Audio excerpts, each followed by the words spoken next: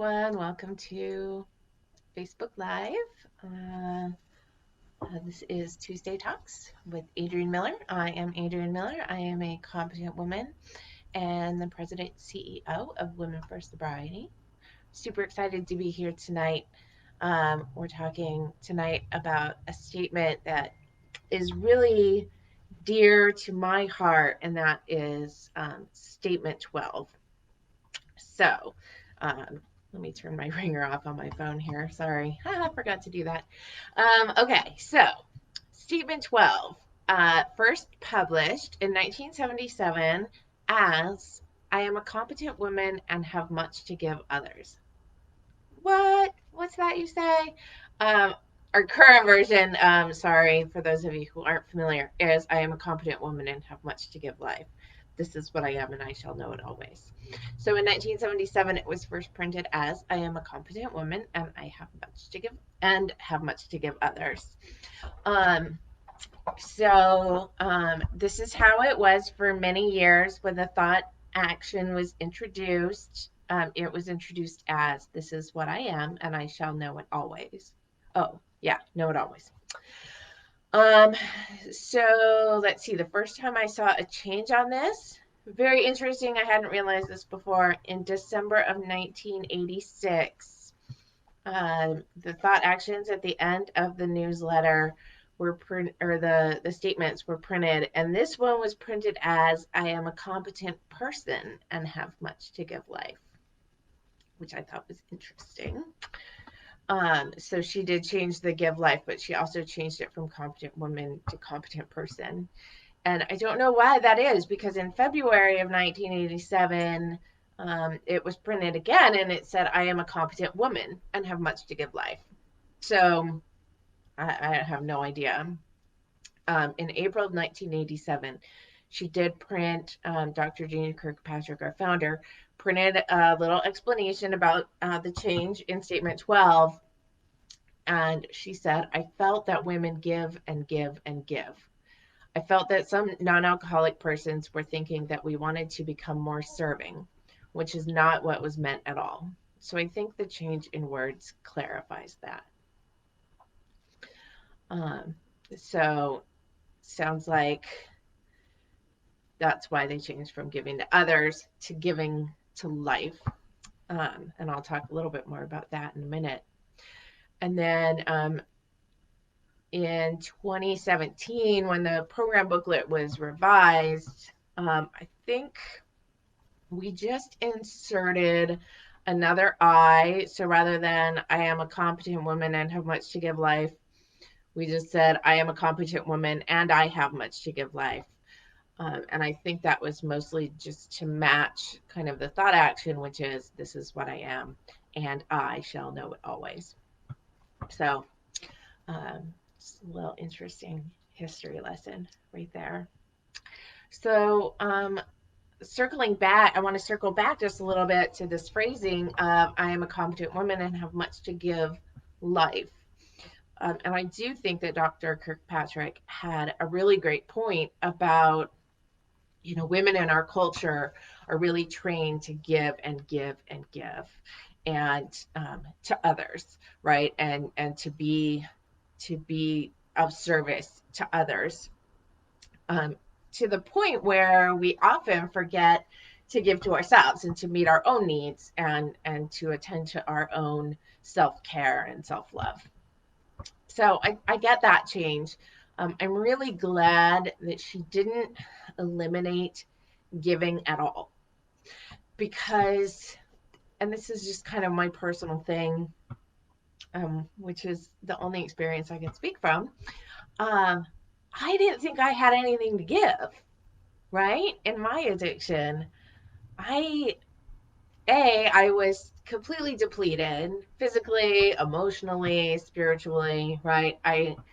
I didn't have barely enough to keep myself going, much less to give to anyone else. And I certainly didn't have enough to give life, right? And I didn't feel like I had anything to contribute to the world, right? And what a sad way to exist, right? To feel like I have nothing to offer the world. I have no kind of reason for being. And so this really, working with the statement, really helped me to see that I could give back in some way. I could give to life in some way. And what I really love about just saying I have much to give life is it's so open ended, right? So I can choose how I'm going to give back to the universe, to my local community, to my family, my friends, whatever, right? It's all about um, my choice on how I'm going to give back to life, but that I have intrinsic value and I have worth and I have something to give and something that the world needs. And I think we all do. And we just need to find that, right? What is that thing that you have that the world needs? And how can you put that out into life and use it to connect, improve, share, grow? So that's what number 12 is all about for me.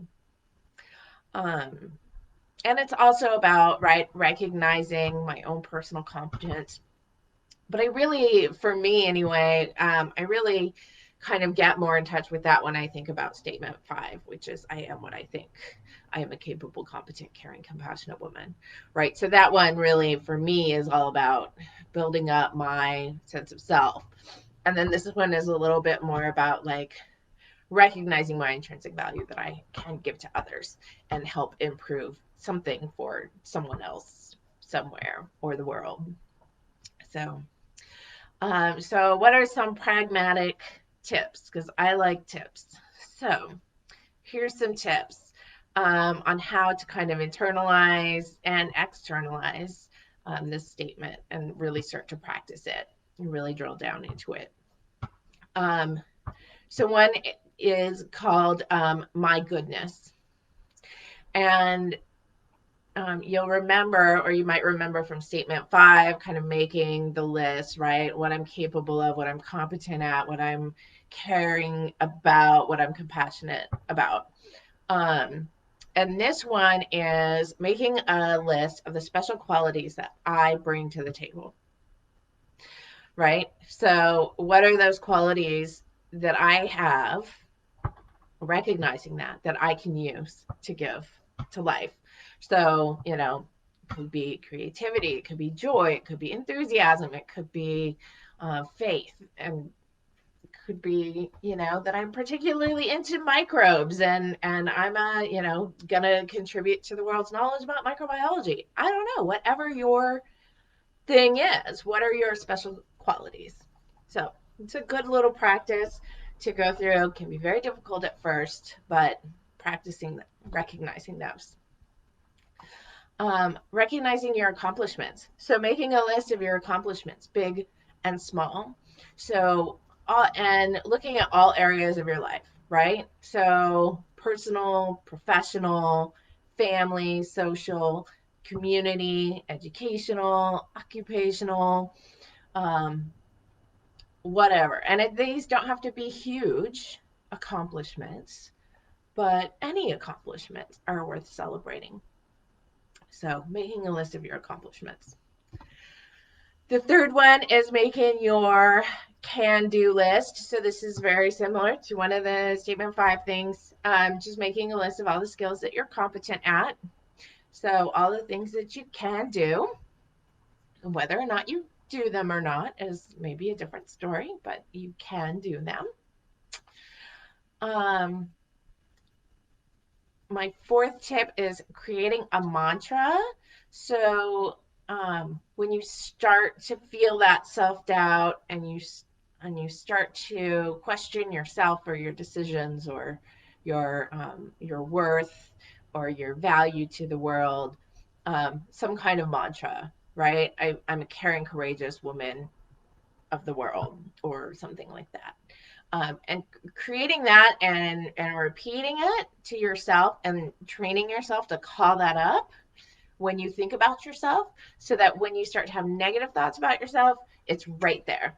It's right there. It's quick. It's automatic. So a mantra to help you tune into your competence and your value. Another one is contribute. So, and this can be anything, right? Some women love like volunteering at the shelter or walking the dogs or a horse shelter or the homeless shelter, or, there's all kinds of ways that we can contribute. I recently moved to a beach community, and sometimes when I'm out at the beach, I'll just pick up some trash, maybe just a couple pieces, and I walk home with it, and I feel a little silly, but it's a little contribution that I've made. And even that little bit, I've given something back to life, right? So think of those small things and then the big things, right? If you want to set bigger goals for how you can contribute to your family, your community, your country, the world, and come up with that. And then my number one thing that's going to support your sobriety and your feeling of competence in your recovery, and is going to really make a difference in a big way that you and I can all do, is help a sister out, right?